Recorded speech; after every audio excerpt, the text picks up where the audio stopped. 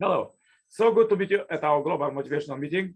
We are reading World Scriptures book to inspire and empower positive vibe for the day. These God's words are helping billions of people, families, communities, countries, and the whole world, and will help you too. Just read these quotes and practice daily in your life. You may find all the chapters at our Message to Billion channel as we are reading the book from the beginning. Let's see what God prepared for us today. The hope. Hope is integral to faith in God. A hopeful view of the world's future follows from faith in the God of history who is moving forward to fulfill his promises. God has promised an end to violence and oppression, poverty and sorrow. Even though people do not always see the realization of their hopes in this world, they can still hope for a future beyond death, a new life in the eternal world. Therefore, God created human beings to hope, and by keeping hope alive, we can draw closer to God. Father Moon teaches that in the religious life, we should keep a positive and hopeful attitude, even maintaining our vision and our hopes regardless of the circumstances. We should keep our minds fixed on eternity with a hope that transcends even death. We should carry the torch of hope, following in the footsteps of Abraham, Isaac, Jacob, Moses, and others who, in the words of the letter of the Hebrew, possessed the conviction of things unseen, assurance of things hoped for. Above all, we should hope for the fulfillment of God's kingdom, especially in these days of the advent of the true parents. Where there is no vision, the people perish. Youth may fade in the be weary, and the young men may fall exhausted, but they who hope in the Lord shall renew their strength. Behold the eye of the Lord on those who fear him, on those who hope in his steadfast love, that he may deliver their soul from death and keep them alive in famine. Our soul waits for the Lord. He is our help and shield. Yeah, our heart is glad in him because we trust in his holy name. Let thy steadfast love, O Lord, be upon us, even as we hope in thee. Let him who hope for the encounter with his Lord work righteousness and not associated with his Lord's service anymore. Anyone. Now faith is the assurance of things, hope for the conviction of things not seen. For by it men of old received divine approval. By faith, we understand that the world was created by the word of God, so that what is seen was made out of things which do not appear. By faith, Abel offered to God a more acceptable sacrifice than Cain, through which he received approval as righteous. God bearing witness by accepting his gifts. He died, but through his faith, he is still speaking. By faith, Enoch was taken up so that he should not see death. He was not found because God has taken him. Now, before he was taken, he was arrested as having pleased God. And without faith, it is impossible to please him. For whoever would draw near to God must believe that he exists and that he rewards those who seek him. By faith, Noah, being warned by God concerning events as yet unseen, took he then constructed an ark for the saving of his household. By his he condemned the world and became an heir of the righteousness which came by faith. By faith, Abraham obeyed when he was called to go out to a place which he was to receive as an inheritance. And he went out not knowing where he was to go.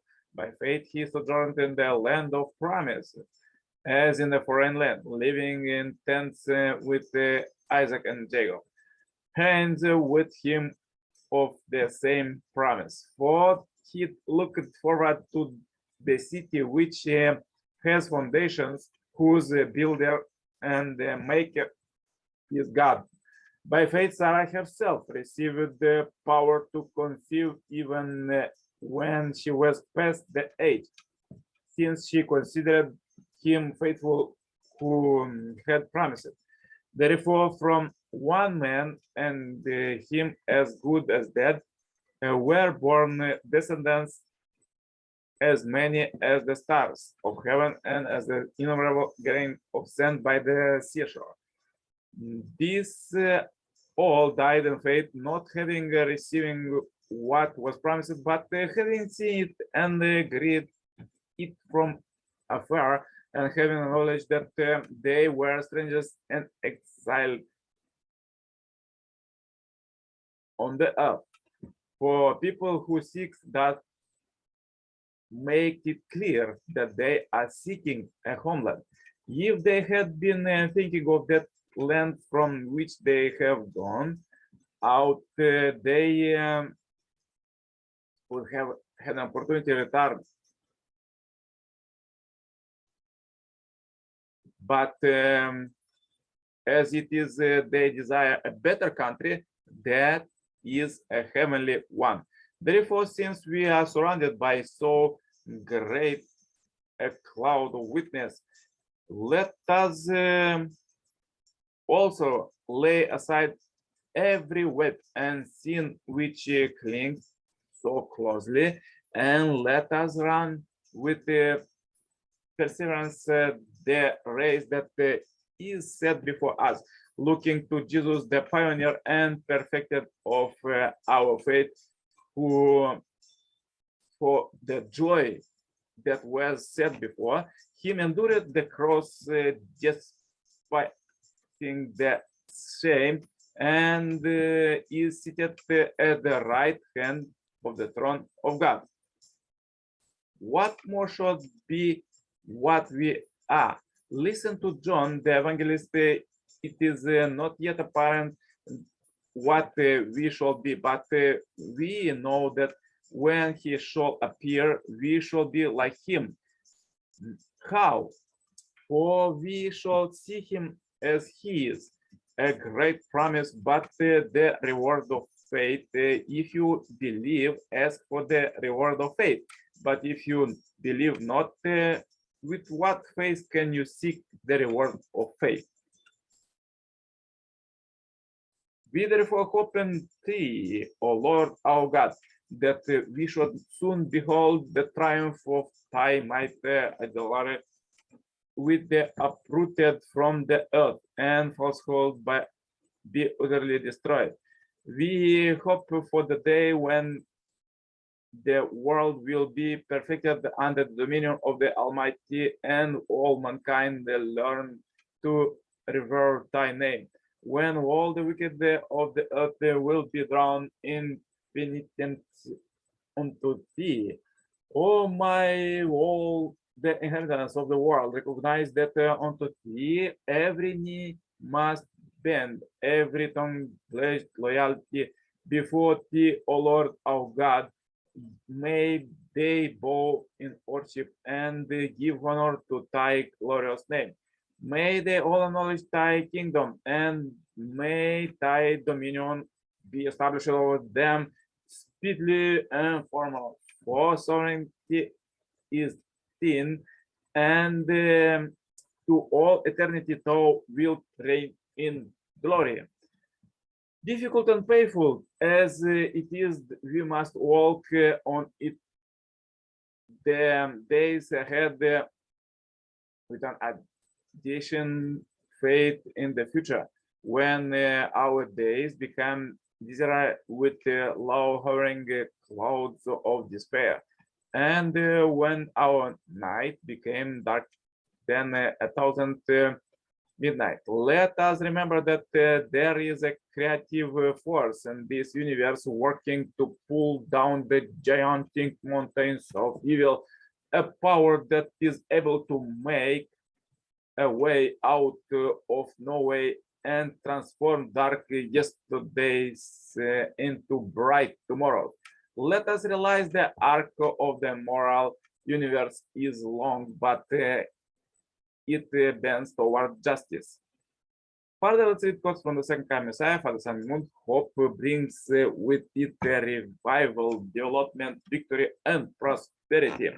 The highest hope of human beings is to reconnect with God, because God continues to have eternal hope. Today, we too continue to cherish an eternal hope. God works through the person who lives for the future, studies for the future, fight for the future, hopes for the future, and goes forward to make a new future. A person entertain all kinds of hope in his life. However, in the end, he runs into death. He passed away having left behind all the hopes he had fostered.